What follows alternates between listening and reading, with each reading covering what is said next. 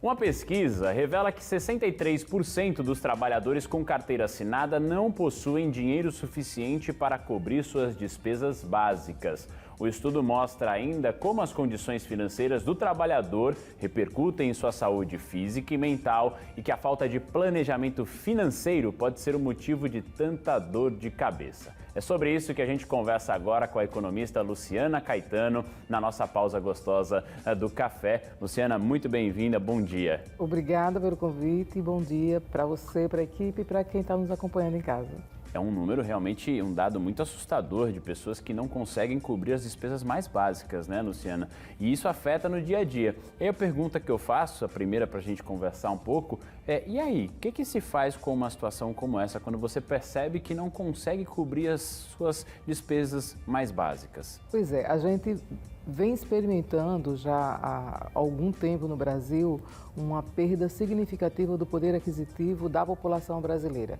A gente tem, por exemplo, 56% da população que recebe até 2 salários mínimos. E grande parte dos serviços hoje ofertados no Brasil está concentrada nas mãos de grandes oligopólios, com uma flexibilidade muito grande para a elevação de preços e nem sempre os reajustes concedidos, por exemplo, para a tarifa de energia, de água e de outros serviços, são os mesmos que são utilizados para o reajuste salarial. Em outras palavras, o poder aquisitivo da população tem sido cada vez menor e vale ressaltar que grande parte da população, além de não ser sindicalizada, recebe até 2 salários mínimos. No caso do estado de Alagoas, 70% da população recebe até 2 salários mínimos. E isso, de um certo modo, dificulta muito, por mais esforço que você faça no que diz respeito à gestão do orçamento familiar, lidar com esse valor para o conjunto de despesas, principalmente para salários em que uma ou mais pessoas dependem dele, é muito difícil. A organização financeira, esse planejamento, entra como um aliado para tentar aliar tudo isso, né, Luciana? Como é que eles fazem isso? Não, sem sombra de dúvida. A gente já vem falando disso há muito tempo, a importância do planejamento familiar.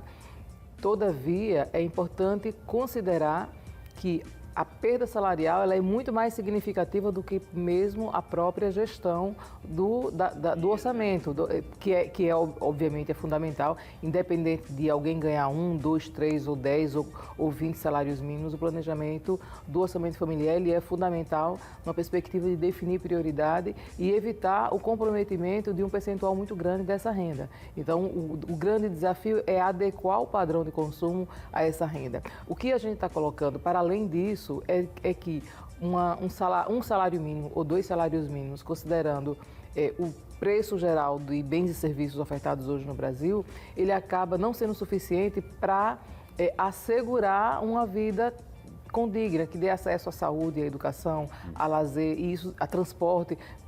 Grande parte das famílias vai comprometer aí de 25% a 30% da renda só com transporte, só para a gente ter a clareza do quão difícil é para o conjunto da população, principalmente com essa renda, fazer uma gestão de modo a evitar a inadimplência que hoje acomete pelo menos 1/4 da população brasileira. Uma saída além do planejamento financeiro, já que a gente perdeu bastante esse poder aquisitivo, poder de compra, seria, nesse caso, também buscar renda extra, buscar uma renda alternativa para compor no dia a dia? O grande problema é que a gente já tem uma população, principalmente a população que está na informalidade, com a jornada de trabalho já acima de 8 horas. Então, a busca de uma renda alternativa, ela nem sempre é a solução, principalmente para pessoas que já têm uma jornada de 8, 10, 12 horas, a exemplo dos trabalhadores que utilizam os aplicativos, como, por exemplo, o Uber e outras plataformas digitais para a execução das suas atividades laborais.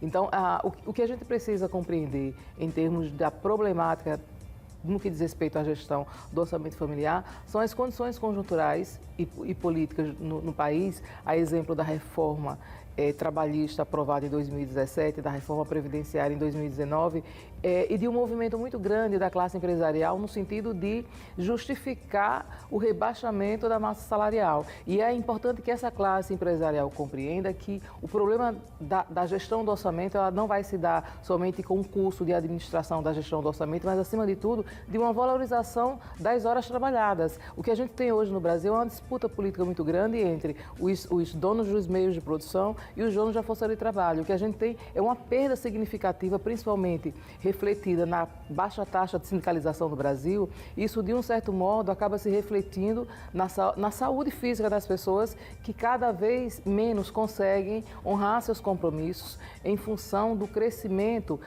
acelerado do preço desse serviço. A gente não tem um controle muito significativo, apesar da existência das agências nacionais de controle, no preço da tarifa de energia, da água, de telefone, dos planos de saúde. Então, a população fica refém desses grandes grupos econômicos organizados que têm uma flexibilização muito grande para a elevação de preços, no entanto, resistem muito na hora de repassar esses